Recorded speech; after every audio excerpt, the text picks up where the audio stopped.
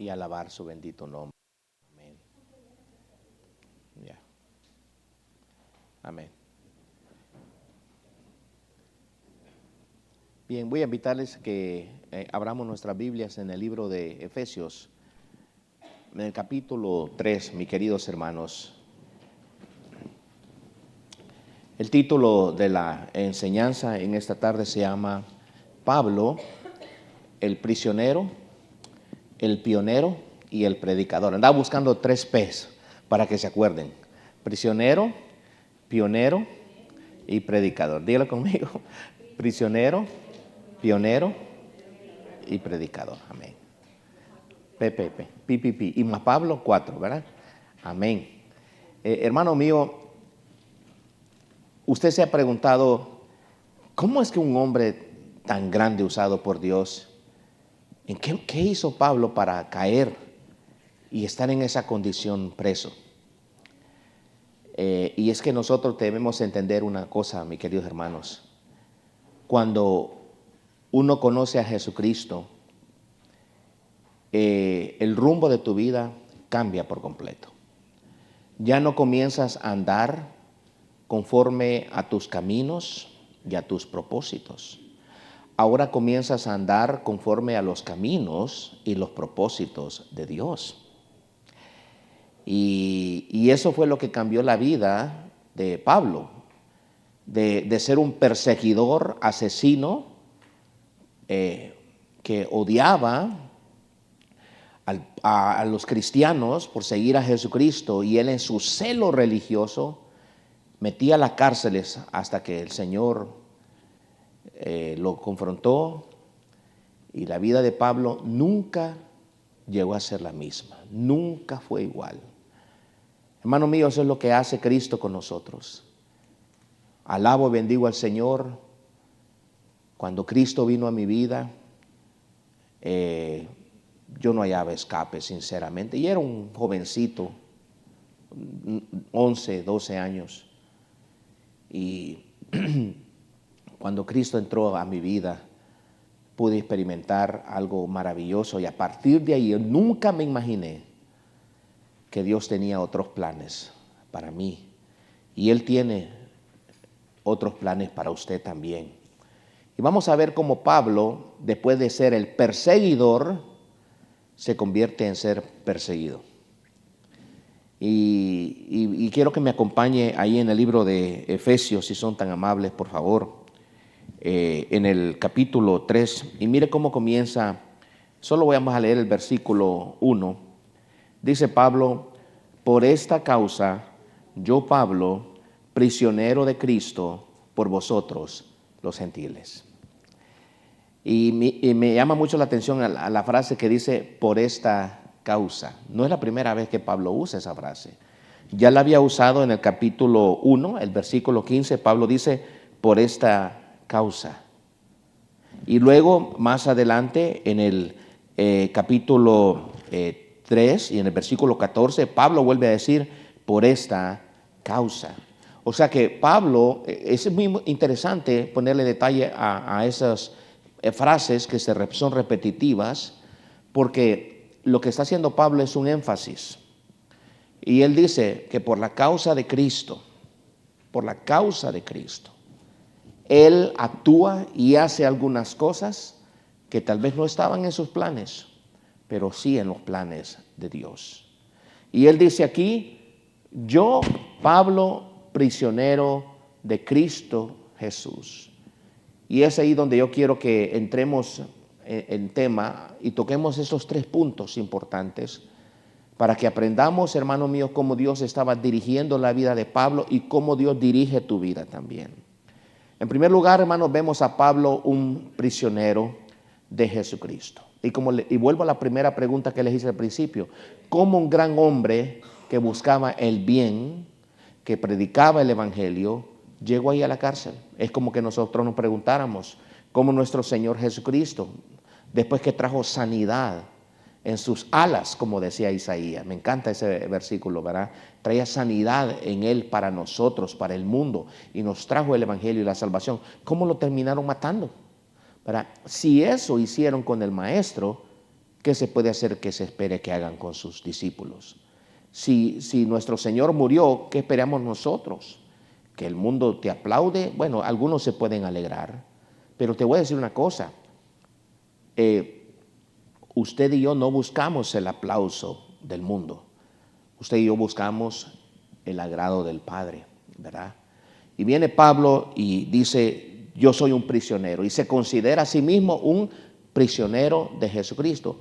Y si nos vemos en el libro de Hechos, en el capítulo 19, Pablo comienza su tercer viaje misionero y es cuando visita la iglesia de Éfeso. Ya en los capítulos 20 y 21 del libro de Hechos nos dice la razón por la cual Pablo llegó a quedar preso. Y es que dice la Biblia que aunque los hermanos le habían dicho a Pablo que no bajara, no fuera a Jerusalén, porque lo iban a apresar y lo iban a matar, Pablo con todo y eso dice, ¿saben qué? Yo no solamente estoy dispuesto de que me metan en la cárcel por la causa de Cristo, pero hasta que me maten, dice Pablo. Y es ahí, hermano, donde él entra y lleva a algunos hermanos, entre ellos Trófimo, que era un gentil, ¿verdad? Y obligan a Pablo a que él use sus votos, tome sus votos como judío. Los hermanos que estaban ahí en Jerusalén, por temor a los judíos, ¿verdad? Y que no dijeran nada, le dice, Pablo, haz que esos hombres se rapen también, que hagan votos también. Pablo sigue las instrucciones y resulta que una vez puesto ahí en el templo, algunos judíos que no eran convertidos lo reconocen y dicen, óigame, aquí está ese hombre que alborota a todo el mundo predicando contra Dios, contra el templo, contra este santo lugar, lo cual no era cierto, por supuesto, y acusan a Pablo de meter gentiles en el atrio de los judíos en el templo, ¿verdad? Lo cual tampoco era cierto. Resulta que toman a Pablo y lo llevan, hermano, y a partir de ahí comienza una jornada al apóstol Pablo diferente, donde él, hermanos míos, llega a ser encarcelado. Todo por querer predicar el evangelio de nuestro Señor Jesucristo. Yo me pregunto, ¿alguna vez estaba esto en los planes de Pablo? ¿Terminar en una cárcel? Pues Pablo, como predicador, él quería llegar hasta César y predicar a César y estar ante la corte romana, ¿verdad? Pero no estaba en sus planes pasar por la cárcel. Hermano mío, esta es una gran enseñanza para nosotros de que la vida muchas veces no va como planeamos. Usted y yo podemos planificar algunas cosas, ¿verdad? En nuestras vidas. ¿Cuántos de ustedes alguna vez planeaba vivir en Estados Unidos? Estar aquí en la ciudad de Las Vegas? ¿Cuántos de ustedes dijeron, no, pastor, yo tenía ya mi rancho, mis vacas, mis toros, ¿verdad? Allá estaba feliz. Pero hermano mío, Dios te trajo aquí. Y Dios te trajo aquí a la ciudad de Las Vegas. Pero yo siempre decía, si algún día yo viviera en Estados Unidos, nunca me miraba viviendo en Estados Unidos. Decía, o vivo en Florida o vivo en Nevada. Pues aquí estoy en Las Vegas. Pero la sorpresa de Dios es que Dios me llamó al ministerio estando aquí en Las Vegas. No me llamó en Honduras, no me llamó en Florida, me llamó aquí. Y eso es lo que, hermanos míos, nosotros nos maravillamos de cómo Dios obra en nuestras vidas, ¿verdad? De cómo Dios, hermanos míos, va determinando todo. Y es el que guía tu vida. Y es el que guía mi vida después de entregar nuestra vida al Señor Jesucristo. ¿Quiénes eran los discípulos antes de ser discípulos? Simples pescadores. Y para ellos era un día normal volver a pescar, volver a lanzar la red. Pero Jesús se les acercó y dijo, sígueme y te haré pescador de hombres. A partir de ese momento la vida de esos hombres cambió. ¿Qué pasó con Mateo o Leví, el publicano, verdad? Él estaba cobrando sus impuestos, trabajando ahí como siempre todos los días, hasta que una vez Jesús le dijo, sígueme. Y él, dice la Biblia, dejándolo todo, lo siguió al Señor. Hermano mío, y la misma historia se sigue repitiendo. Dios sigue llamando a cada persona individualmente y Dios te ha llamado a ti y te dice, fulano de tal, sígueme. Te haré pescador de hombre, te llevaré. Y es aquí donde se hace una realidad el versículo de Proverbios capítulo 3 que dice: fíate de Jehová de todo tu corazón y no te apoyes de tu propia prudencia. Reconócelo en todos tus caminos y Él enderezará tus veredas. Dios es el que nos va enderezando en el camino. Amén. ¿Cuántos de nosotros vivíamos una vida desenfrenada rumbo al infierno? Vivíamos una vida, hermano mío, sin Dios, sin esperanza, sin Cristo en este mundo, hasta que, bendito sea el Señor, nos alcanzó en su gran misericordia y en su gracia. Y hoy en día lo que usted y yo somos es por la gracia y la bondad de Dios. Así que vemos, hermanos míos, que realmente no es el hombre el que hace sus planes. Claro, pero el mundo dice planifica y esto y lo otro, ¿verdad? Pero realmente es el Señor quien determina tus pasos. Ese es el Señor quien determina tu vida. Dicen en Jeremías 10:23 que conozco que, oh Jehová, que el hombre no es Señor de su camino. En otras palabras, la verdad, nuestra vida no nos pertenece a nosotros.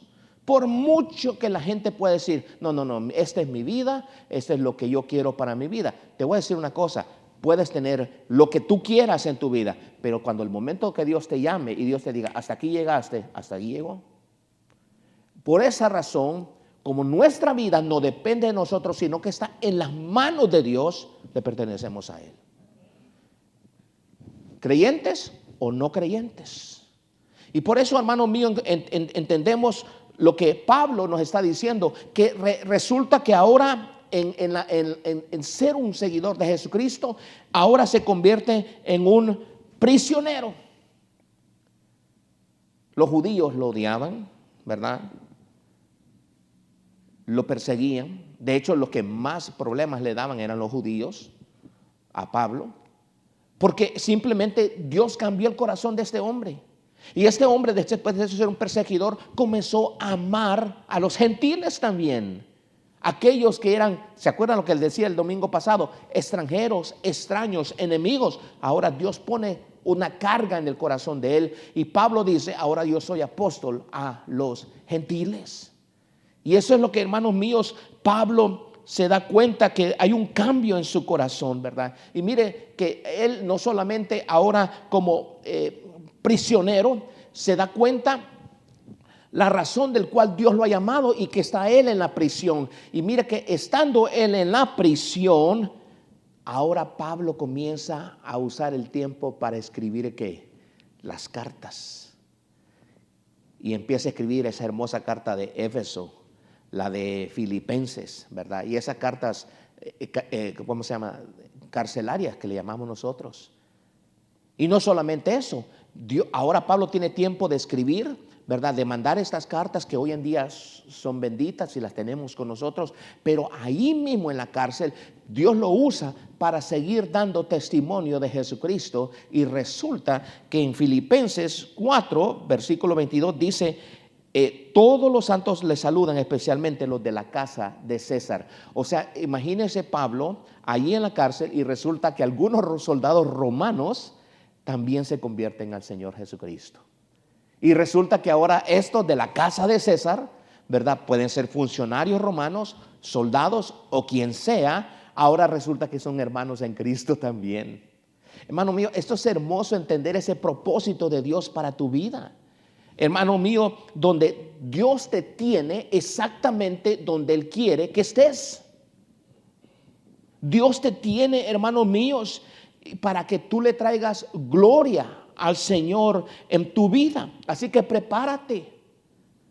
Si Dios te lleva a un doctor, Dios te tiene ahí para que seas testimonio de Cristo. Si Dios te lleva al trabajo, Dios te tiene ahí para que des testimonio de Jesucristo. Si Dios está en medio de tu familia, es para que des testimonio de Jesucristo. Donde quiera que tú estés, que tu luz brille para Jesucristo.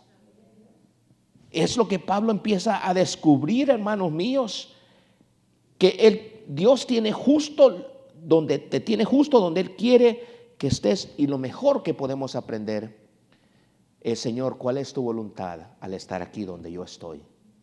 ¿Por qué me tienes así, aquí donde yo estoy? Y Pablo se vio como un prisionero de Jesucristo. Y cuando él se ve como prisionero de Jesucristo, él se ve, hermano mío, que realmente yo aquí puedo estar en cadena, pero yo soy libre.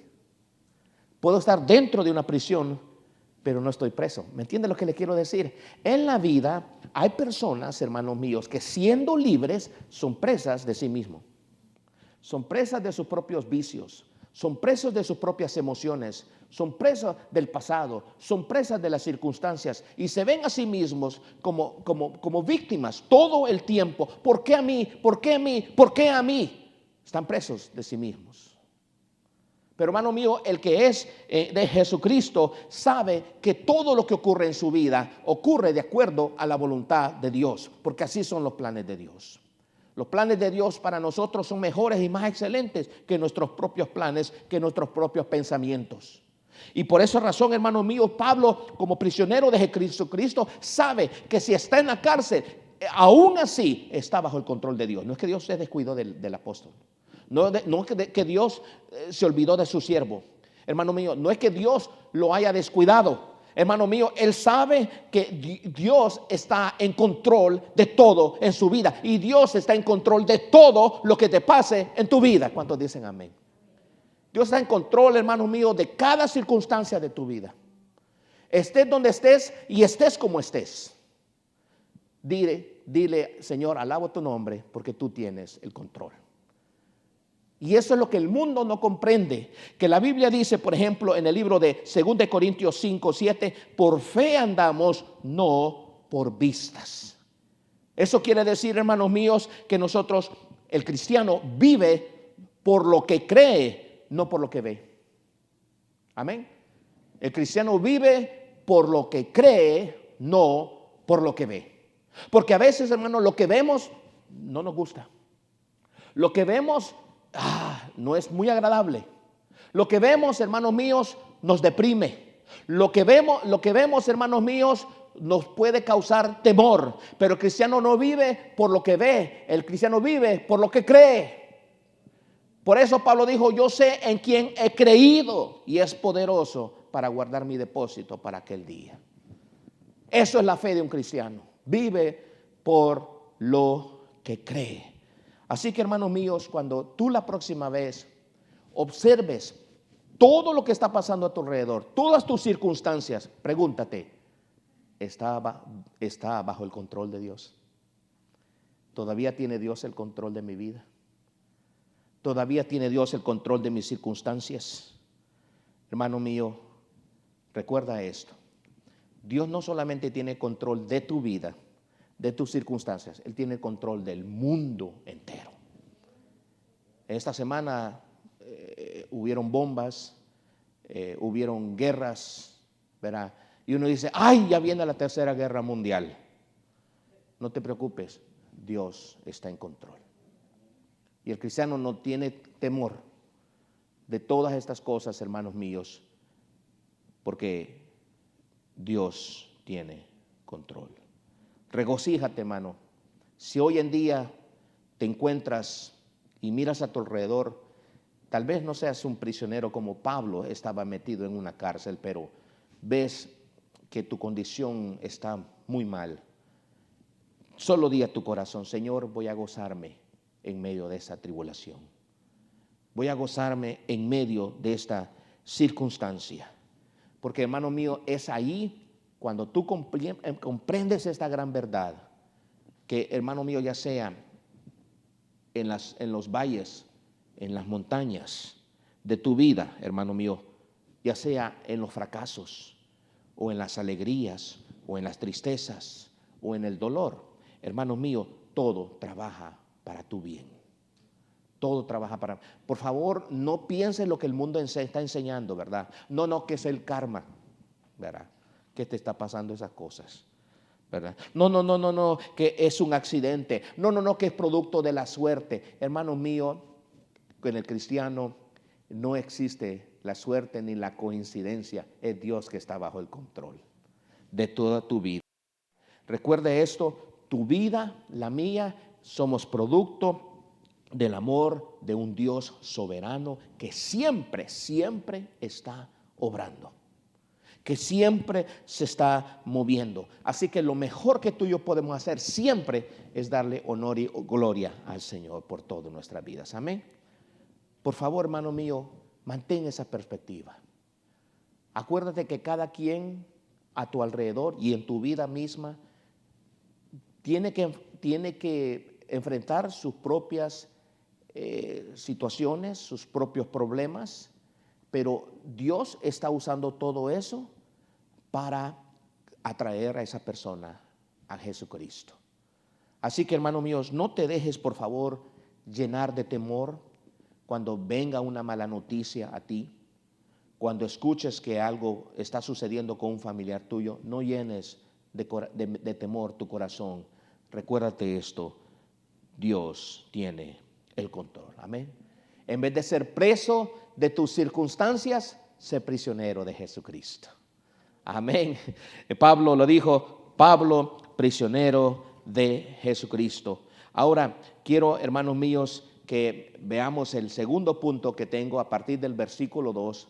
Pablo dice que de ser prisionero, ahora acompáñenme el versículo 2, por favor, mire los versículos del 2 en adelante. Dice, si es que habéis oído de la administración de la gracia de Dios que me fue dada para con vosotros, que por revelación me fue declarado el misterio, como antes lo he escrito brevemente, leyendo lo cual podáis entender cuál sea mi conocimiento en el misterio de Cristo. Vuelve a decir la palabra misterio, versículo 5, misterio otra vez, que en otras generaciones no se dio a conocer a los hijos de los hombres, como ahora es revelado a quienes, a sus santos apóstoles y profetas por el Espíritu Santo. Hermanos míos, y dice ahí en el versículo 6 que los gentiles son coherederos y miembros del mismo cuerpo y copartícipes de la promesa en Cristo Jesús por medio del Evangelio. Hermanos míos, el cual yo fui hecho, dice ahí, ministro por el don de Dios, de la gracia de Dios que me ha sido dado según la operación de su poder. Dice, en la administración de la gracia de Dios que me fue revelada. Y es que de ser prisionero, Pablo ahora es un pionero. Pionero, hermanos míos, en llevar el evangelio al mundo gentil, en llevar la palabra de Dios a otras personas que nunca habían escuchado del Señor Jesucristo. Y Pablo aquí habla, hermanos míos, que a él se le ha dado una revelación, o sea, un misterio. Y ese misterio era, mis queridos hermanos, le llamamos nosotros el misterio de la iglesia. O sea que Dios, desde el principio, como decía nuestro hermano Isaías al principio, ¿verdad?, de la salvación, desde el principio Dios ya tenía planeado unir a los judíos y a los gentiles y formar un solo cuerpo, el cual es la iglesia de Jesucristo. Y ese es un misterio que Dios tenía. Hermanos míos, los profetas no sabían de este misterio. Los sacerdotes no sabían de este misterio. Moisés no lo sabía.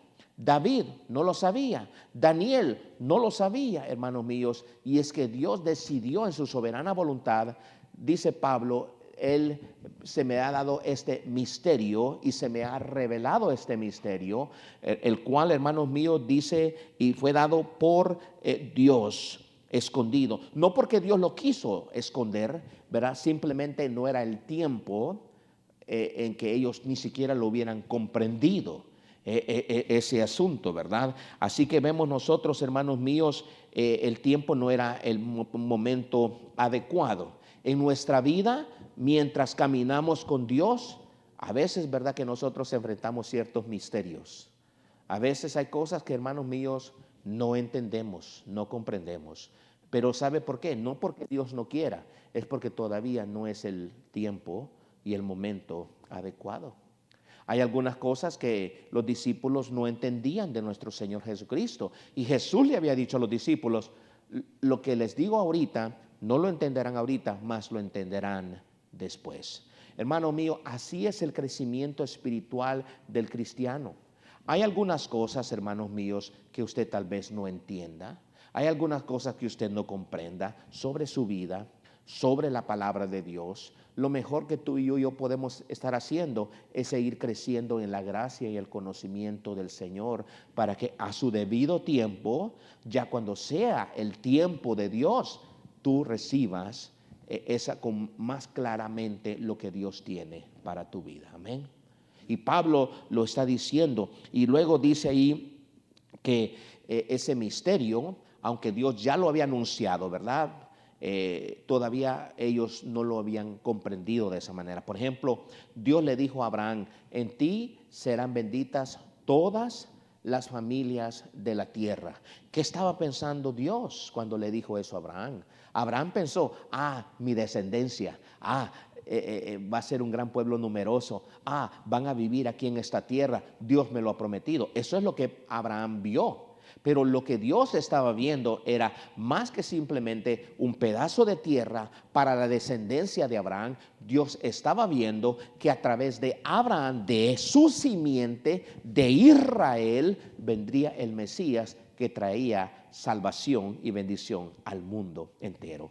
Ahí está: de tu simiente serán benditas todas las familias de la tierra. Y hoy, gracias al Señor, gracias al Evangelio de nuestro Señor Jesucristo, todas las familias de la tierra, la iglesia de Jesucristo, está compuesta de mexicanos, de americanos, de centroamericanos, de sudamericanos, de europeos, de africanos, de toda parte del mundo. Dios ha hecho un solo pueblo. Ese pueblo se llama la iglesia del Señor Jesucristo.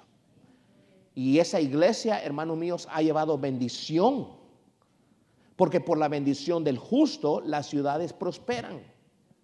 Cuando hay justos en una ciudad, y Señor, que aún aquí en la ciudad de Las Vegas, la que se llama la ciudad del pecado, Dios tiene pueblo que le alaba y que lo adora.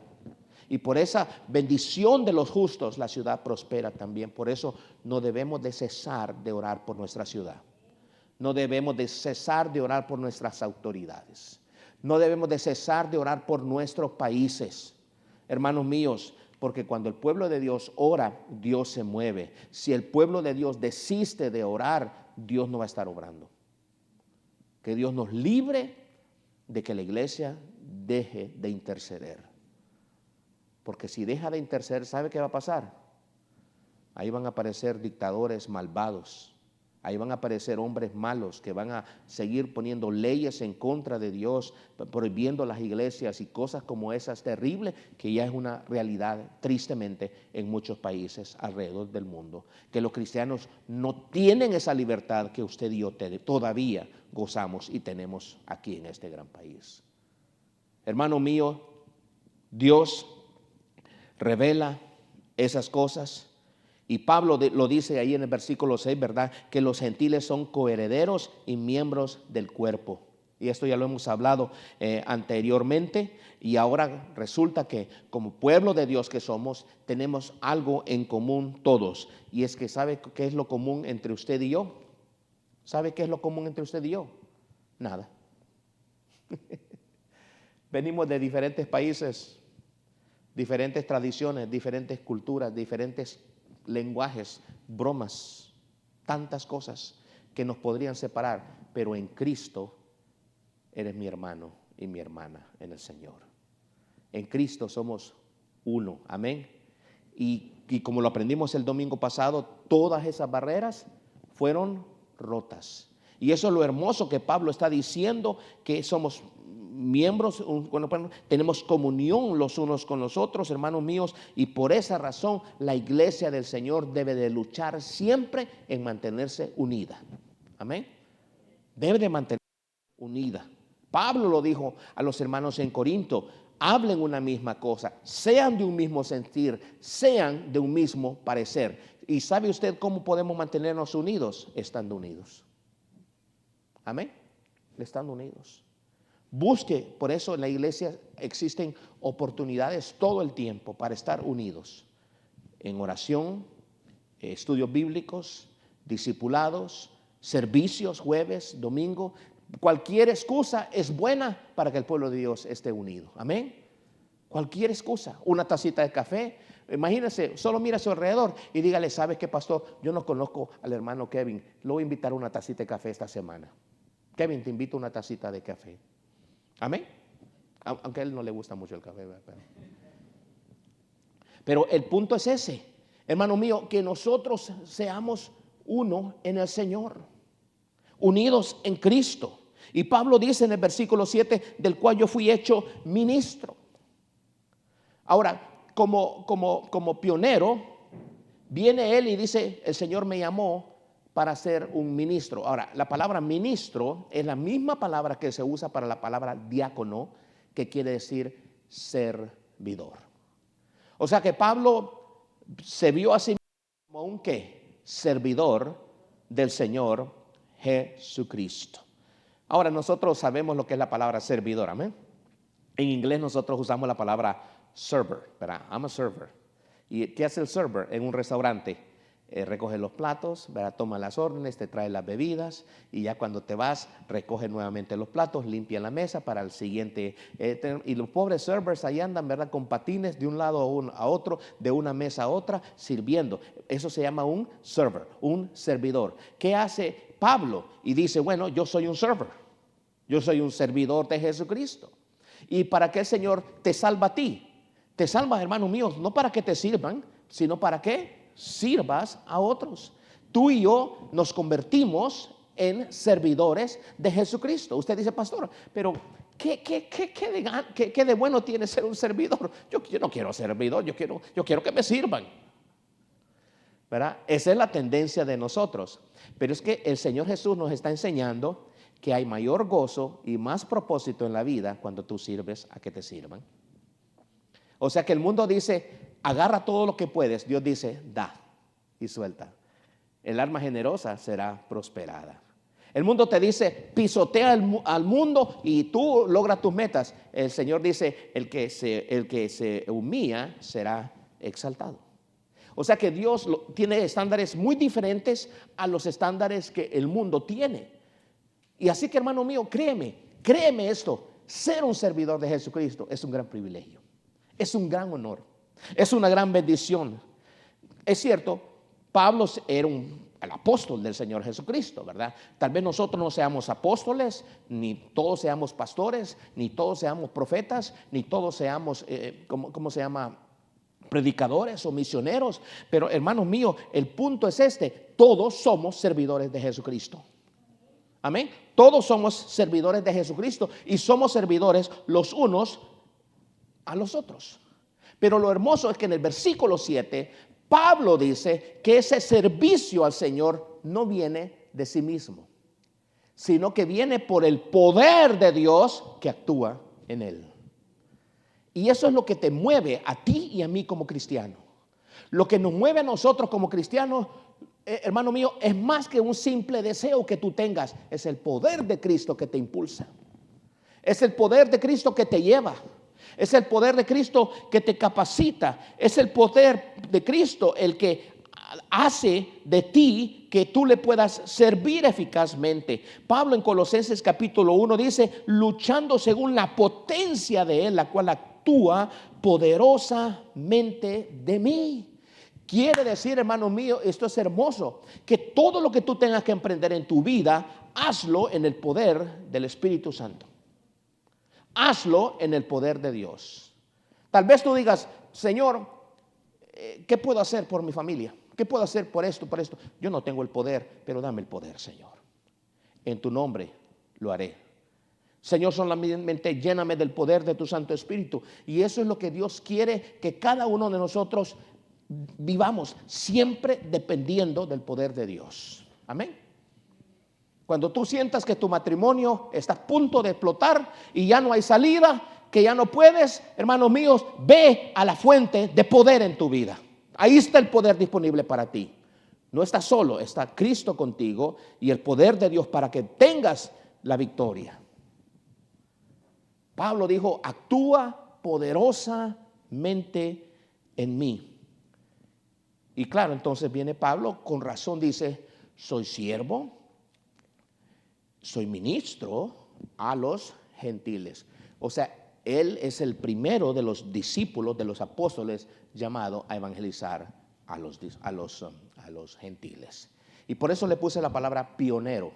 Porque ¿qué hace un pionero? Un pionero es de los primeros, amén. Los pioneros que vinieron aquí a Estados Unidos, y especialmente los que vinieron a colonizar el Wild West, el oeste, ¿verdad? Eran pioneros. ¿Verdad? No había nada, no habían ciudades.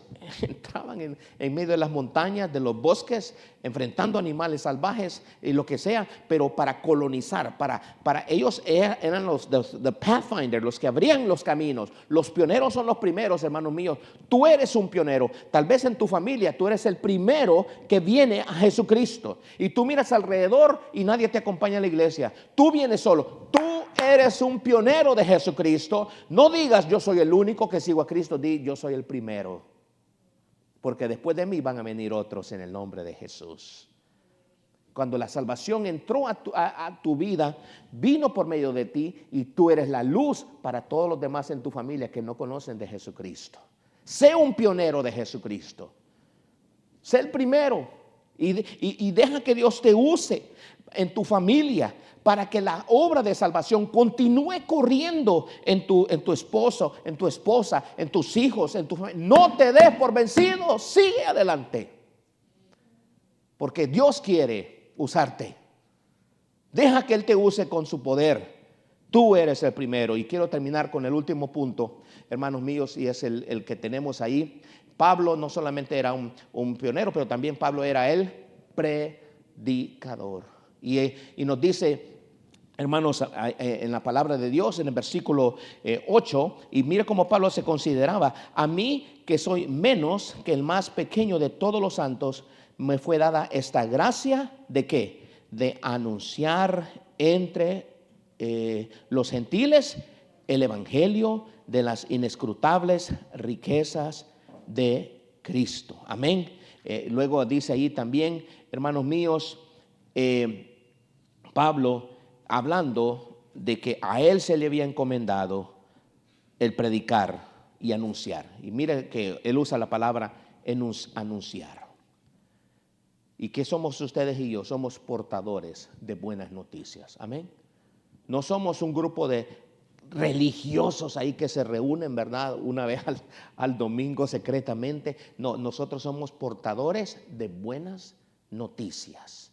¿Cuáles son las buenas noticias? El evangelio de nuestro Señor Jesucristo. Y por lo tanto, hermanos míos, Pablo se considera como un privilegio predicar el evangelio. Fue hecho ministro, ese plan misterioso le fue revelado. Ahora comparte las buenas noticias, hermanos míos, al mundo gentil. Y aquí nosotros aprendemos y entendemos, hermanos míos, el plan de Dios. Y el plan de Dios para tu vida, para tu familia, para tus compañeros de trabajo, para tus empleados, es que ellos también conozcan de Jesús como tú lo has conocido. Que ellos se entreguen a Jesús como tú te has entregado. Y entonces, ¿qué sucede? Todo lo que ocurre en tu vida es gracias a que Dios está obrando en tu vida. Es gracias a que la mano de Dios te está usando. Hermanos míos, comparte la buena noticia. Hay muchas malas noticias todo el tiempo. Que la economía, que la inmigración, que ICE, que aquí, que allá, y nos vemos y mejor nos comemos las uñas y nos jalamos los cabellos y decimos: ay Señor, ¿qué va a pasar? Hermanos míos, tú comparte las buenas noticias, tienes buenas cosas que compartir con la gente, y es que Dios, hermanos míos, quiere salvar, quiere reconciliarse con el pecador. Pablo dice: a mí se me ha dado la bendición de compartir las inescrutables riquezas de Cristo. Y es que, hermanos míos, la riqueza que Cristo no tiene fondo, es como un barril sin fondo. Mientras más le busques, más encuentras. Mire, hermano mío, óigalo bien, la riqueza que Cristo, que Pablo está compartiendo con la gente, que somos amados por Dios, que somos su pueblo escogido, que somos salvos por la sangre de su Hijo, que somos salvos eternamente, que somos parte de su cuerpo, que estamos sentados con Jesús en los lugares celestiales, que nuestros nombres están escritos en el libro de la vida, que somos templo del Espíritu Santo. Estas solamente son algunas cosas de las inescrutables riquezas de nuestro Señor Jesucristo que tiene para nosotros, y nosotros debemos decirle al mundo: ven, ven, ven. Sé parte. Conoce de mi Señor Jesucristo. El versículo 10 dice que de la multiforme gracia de Dios, o sea, de las inescrutables riquezas de Cristo, ahora nos pasamos a la multiforme gracia de Dios. O sea que la gracia de Dios es amplia, es diversa, es de grandes variedades. Y Él ha dado dones y riquezas a su pueblo de Dios, hermanos míos. Y eso es lo lindo, que Dios no es un Dios ni tacaño, ni limitado, es un Dios ilimitado. Y es lo que estamos aprendiendo los jueves. Nuestros recursos podrán ser limitados, pero nuestro Padre es ilimitado. Y quiero terminar al final del capítulo 3, ahí en el versículo 13, y termina Pablo diciendo: por lo cual pido, que ¿qué dice Pablo? No desmayéis. No desmayéis a causa de mis tribulaciones por vosotros, los cuales son vuestra gloria. No se preocupen. Yo sé que por culpa de ustedes, dice Pablo, yo estoy aquí en la cárcel, pero Dios lo ha convertido en una gloria. Más bien, ustedes no desmayen. La palabra de Dios no está presa. Y la palabra de Dios continúa. Y él dice, verá, y le dice algo hermoso a los hermanos de Éfeso. Gracias a eso tenemos acceso al trono de la gracia de Dios. Gracias a Jesucristo tenemos acceso, el privilegio de poder acercarnos a Dios con toda libertad. Y esto es lo que quiero para terminar decirles, hermanos míos: no desmayes. Siempre acuérdate esto. Gracias al Señor Jesucristo, tú tienes acceso libre de entrar ante la presencia de Dios. Tienes confianza. No llegas a Dios la próxima vez que tú quieras orar a Dios. No ores con miedo, ora con confianza. La próxima vez que tú quieras buscar a Dios en oración, no digas, es que no sé si el Señor me oye. Dice el Señor que Él nos abrió el acceso. Así que saca provecho de eso, hermano. Ora y no dejes de orar por tu familia, no dejes de orar por tu esposa, por tu esposo, por tus hijos, por tus nietos. No dejes de orar. Ora porque tú tienes entrada libre ante el trono de la gracia. No es cualquiera que lo tiene. Cristo lo hizo por ti. Amén, hermano. Gloria a Dios por eso, por su palabra.